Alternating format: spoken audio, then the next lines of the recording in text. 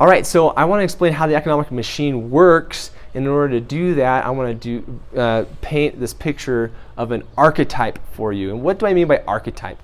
It's a model, it's an example. It's meant to just help us look through history about how the machine has worked so we can predict how the machine is going to work. And by doing so, I'm going to take a step back and say, look, I fully get that every specific time period in history has its own nuances and specific things and changes in geopolitics and all this kind of stuff. I get it, but I'm trying to paint a picture in layman's terms. And it's helpful to look at all these different examples and to come up with some averages in the cycle. Said another way, I get that every single human being's life is unique, right? Everyone lives a certain number of days and not everyone lives the exact same amount of time, right? And even if they do, everyone's health challenges and specific experiences is going to be different. However, it does make sense that we can have an average expectation of what a human life should entail, right? From a newborn baby infant from 0 to 2 years old, we say on average, this is what they're capable of doing. This is how big they are. This is, their level of communication, and that's classic of infant, right, versus a toddler, and what a toddler's capable of doing, how they're able to communicate, how they're able to think and react, versus like a small kid or an adolescent, and then a young adult onto like maturity and old age, right? So granted, like sometimes kids learn to walk earlier, sometimes they learn to walk later, sometimes their first teeth appear sooner or later, and all you new parents, like you get this, right? Because you agonize, like, oh, my kid is like below average or above average. But honestly, those are just averages to help us understand and expect in a broad spectrum what they should be like in that stage of development. So in the same way, the economy is very similar, right? Like in certain time periods, granted, like it might be a little different, or there might be a war going on, or there's some political party, some nuance or whatever. But in reality, if you take a step back and look at all the epochs of time, we can come up with these broad averages that help us understand what to expect in general about today, yesterday, and most importantly, tomorrow, right? How things are going to behave going forward in the future. Okay? And so that being said, let me paint this picture of an archetype for how a world order works. Okay? In general, when a new country establishes the world order, their currency is accepted everywhere around the world, or at least in every country or most countries that are trading in between each other.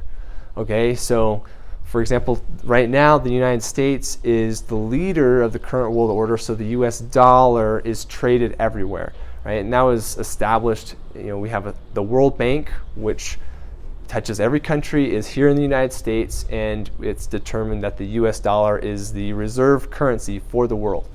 Okay, so every member of the US Bank, which is like 179 countries, all the developed economies are part of the World Bank, and they all trade in US dollars. Okay, so that's at the beginning of establishing the world order. That country has the reserve currency. They have typically the most advanced and strongest military.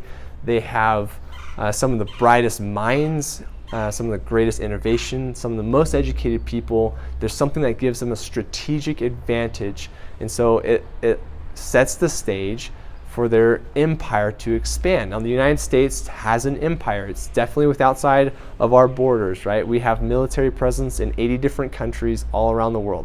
There's no other country that has that, but we do because we have an empire. Okay, so we're the world order.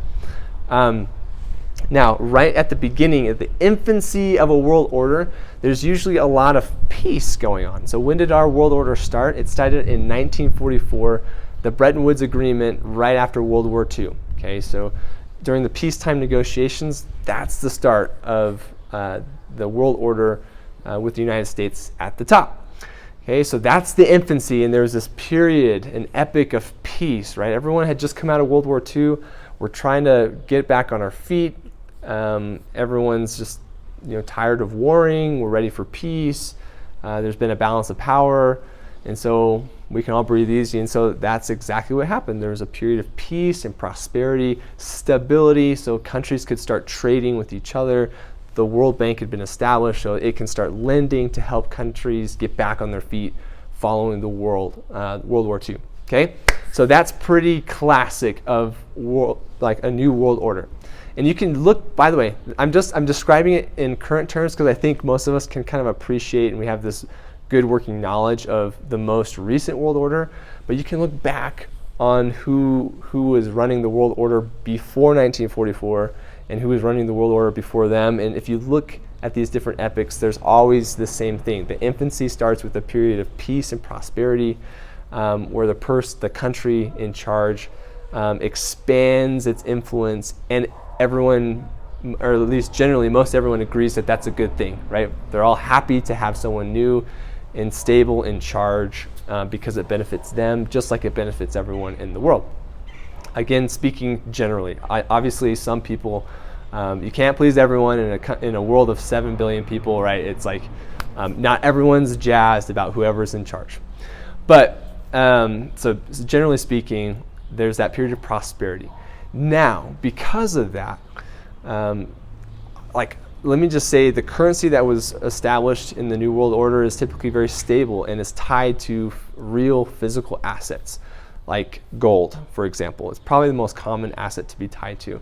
Over time, more and more people make claims on that gold by issuing paper money, right? So this is still, the paper money represents a certain quantity of gold, but they issue more and more currency because it's a period of prosperity. It helps fund a lot of new projects and things like that. But eventually, people realize that there's more currency than there is gold, and so people get nervous, and then they decide to stop tying the two together, to say to prevent financial meltdown and a run on the banks. We're going to just say, you know what, our money is not backed by gold anymore. It's going to be backed by supply and demand and kind of a financial economy.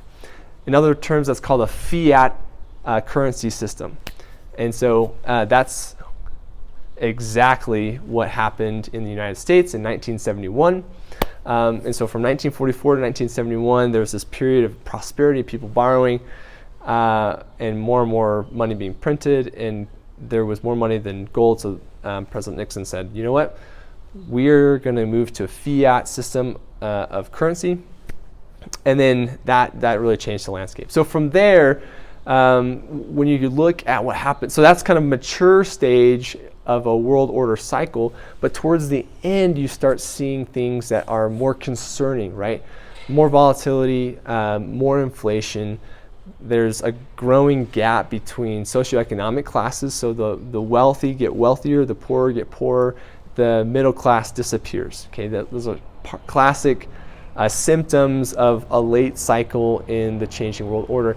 At the same time as an external force, like another country, starts growing in their ability to have a stable economy. Okay, so you see this emergence of a competing world power. And so the United States is kind of in this late-term world order cycle. The competing world power is China, right? And so that's this dynamic that's going on. There's tensions that start to rise as the current holder of the world order starts to try to keep its empire intact, and the competing power also is trying to essentially gain market share, right? It's trying to gain its influence, and so they don't always play nice together. That's just what's happening. We can see that in recent news, but it's happened before, right? It happened before 1944. It happened in the world order before that. Okay, so why does all this matter? It matters to understand where we're at in the cycle to be able to predict going forward. Now, I can't predict exactly when that will happen, right? It's not like I can say it's going to happen 6 months or a year from now or however many, because again, no two cycles are exactly the same. We can speak in these broad averages, just like no two human lives are the same. But again, it makes sense that if you look at the averages, what you can expect is that the time is not far distant when there has to be a shift, right? Because of where you understand. At some point in every world order, it's the same. When you get to the late stages, that socioeconomic gap is so big, it's hard to close that gap without, some form of government redistributing the wealth, which is not what the upper class folks want to hear or see. And frankly, it doesn't solve the issue with the lower class, folks not having, not being ready to receive a redistribution of wealth. And so whether the government initiates that, or whether, if you look and study at some other changes in world order, sometimes that's through revolutions and civil wars and violence and things like that.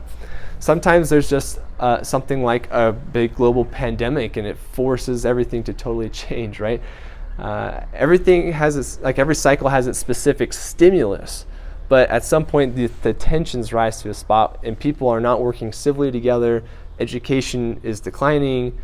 Innovation, while it's still there, is not where it was before, and it's certainly not keeping up with the new emerging competing economy. And so as a result, all these factors get to a spot where there's a tipping point and it changes. So if you look at how that's happened in the past, you can say, well, we're close, and I can't predict exactly when it's going to happen, but it's going to happen soon. Now, I'm saying this in layman's terms because some of the brightest minds are talking about this in finance and economy and business. That they're talking about this, and so I don't say this from a stance to try to generate fear among anyone. Like, I'm not a fear monger. I don't like that stuff. I approach this as a mechanic, right? I'm trying to, as a student myself of how this works, I'm just trying to share what I'm seeing and observing in the hopes that I can help people to position themselves, their family, their business in the best possible way so they can weather the storm that surely is coming. Okay, because the very best time to build a shelter is during the calm before the storm. Okay, and so if I can share this now and help others understand it, then right now is the time to be building your shelter, building your financial shelter, and positioning yourself in the right spot so that when the storm does come, because it will come, you'll be prepared. And just like the scriptures say, if you're prepared, ye shall not fear. Okay, so that's my goal. I'm just trying to get this out there, get some good information in layman's terms that you can understand how to be prepared. Okay.